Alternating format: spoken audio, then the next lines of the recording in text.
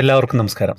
ഈ അനുഭവം എനിക്കൊരു സ്പെഷ്യൽ കൂടിയാണ്. എന്താണെന്ന് വെച്ച് കഴിഞ്ഞാൽ, എൻ്റെ ഗ്രൂപ്പിൽ ആദ്യം മുതലേയുള്ള എൻ്റെ പേജിന് ഒക്കെ 1, 2 പ്രശ്നങ്ങളൊക്കെ പറ്റിയപ്പോൾ എന്നെ എല്ലാ സഹായങ്ങളും ചെയ്തു തരാമെന്ന് പറഞ്ഞ എൻ്റെ പ്രിയപ്പെട്ട ബിന്ദു ചേച്ചി പോലീസ് ഡിപ്പാർട്ട്മെൻറ്റിലാണ്. നല്ല സൗഹൃദമാണ്.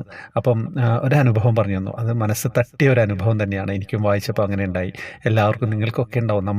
നമ്മൾക്ക് ഏജ് ഇങ്ങനെ ആയിക്കൊണ്ടിരിക്കുമ്പോൾ, അത് 30 ആയാലും 40 ആയാലും നമ്മളിങ്ങനെ കൂടിക്കൊണ്ടിരിക്കുമ്പോൾ നമുക്കും ചില ആഗ്രഹങ്ങളൊക്കെ ഉണ്ടാവില്ലേ നമ്മുടെ ഉള്ളിൽ. ഒരു കുഞ്ഞു കുഞ്ഞു ആഗ്രഹങ്ങൾ, വലിയ ആഗ്രഹങ്ങളൊന്നും ഉണ്ടാവാറില്ല എന്നുള്ളതാണ് സത്യം. കുട്ടിക്കാലത്ത് ഉണ്ടാകുന്ന ആഗ്രഹങ്ങളൊന്നും വലുതാവുമ്പോൾ നമുക്കുണ്ടാവില്ല. പക്ഷെ ചെറിയ ആഗ്രഹങ്ങൾ മനസ്സിൻ്റെ ഉള്ളിലുണ്ടാവും. അങ്ങനെ ഒരു ആഗ്രഹം വന്നതും അതിനുണ്ടായിട്ട് കണ്ണൻ കൊടുത്ത പ്രതിഫലമൊക്കെയാണ് ഈ അനുഭവത്തിൽ. എല്ലാവരും കേൾക്കണം കേട്ടോ അവസാനം വരെ. ഹരേ കൃഷ്ണ ശ്രീകാന്ത് ജി. ഒരു കുഞ്ഞു വലിയ അനുഭവം പറയാനാണ് ഞാൻ ഈ നോട്ട് ടൈപ്പ് ചെയ്തത്. ഇന്ന് എൻ്റെ പിറന്നാളായിരുന്നു. എനിക്ക് ഇന്ന് നിർമാല്യം തൊഴണം എന്നായിരുന്നു ആഗ്രഹം. ഇന്നലെ വൈകിട്ട് ഗുരുവായൂരിൽ പോയി. ഇന്ന് നിർമാല്യം തൊഴുതു വരാമെന്ന് ഞാൻ പ്ലാൻ ചെയ്തിരുന്നു. പക്ഷേ എൻ്റെ അമ്മയുടെ ജ്യേഷ്ഠത്തി മരണപ്പെട്ടത് കാരണം പുല ആയി. ഗുരുവായൂരിൽ എന്നല്ല ഒരമ്പലത്തിലും പോകാൻ പറ്റിയില്ല. എനിക്ക് മനസ്സിലൊരു സങ്കടം വന്നു. ഇന്ന് രാവിലെ കുളിക്കുന്ന സമയം ഞാൻ ഇക്കാര്യം ഓർത്തു. ഭഗവാനെ, ഇന്ന് നിർമാല്യം തൊഴാൻ വരണമെന്ന് ആഗ്രഹിച്ചതാണ്. നിർമാല്യം പോയിട്ട് ഒരമ്പലത്തിൽ പോലും പോകാൻ പറ്റിയില്ലല്ലോ പിറന്നാളായിട്ട് എന്ന് ഞാൻ ഭഗവാനോട് സങ്കടം പറഞ്ഞു. സാധാരണ എനിക്ക് ആരും സമ്മാനങ്ങൾ തരാറില്ല. എൻ്റെ വീട്ടിൽ നിന്നും അമ്മ എന്തെങ്കിലും സമ്മാനമായിട്ട് വാങ്ങിക്കാൻ പറഞ്ഞ് പൈസ തരാറുണ്ട്. അത് കുറേ ദിവസം മുമ്പ് തന്നെ തന്നിരുന്നു.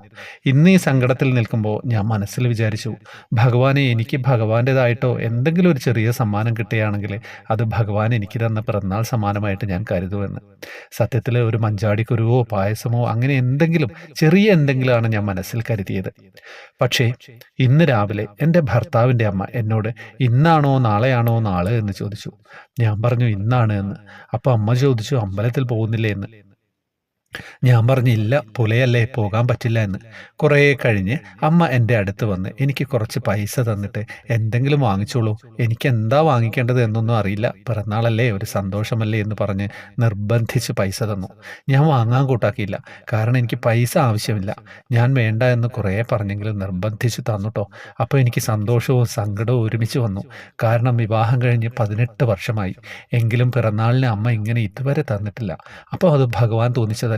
എന്തെങ്കിലും ഒരു സമ്മാനം കിട്ടിയാൽ ഞാനത് ഭഗവാൻ തന്നതാണെന്ന് കരുതും.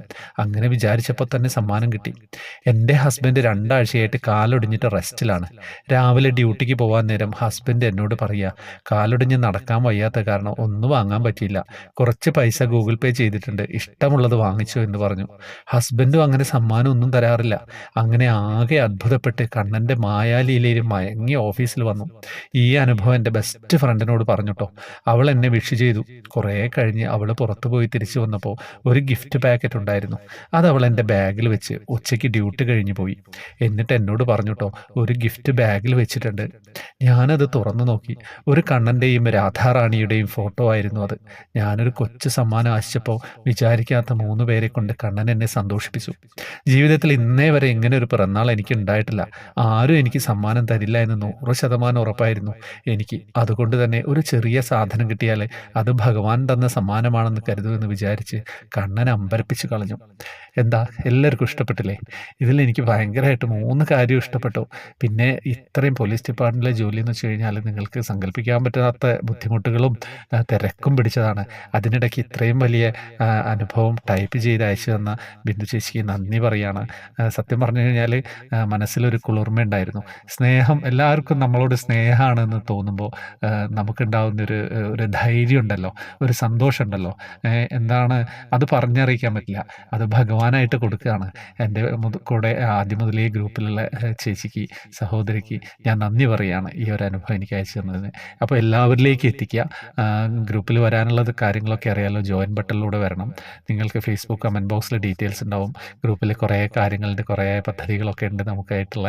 അപ്പം വേറെ ഒന്നും പറയാനില്ല. ഈ അനുഭവം എല്ലാവരിലേക്കും എത്തിക്കുക. ഹരേ കൃഷ്ണ.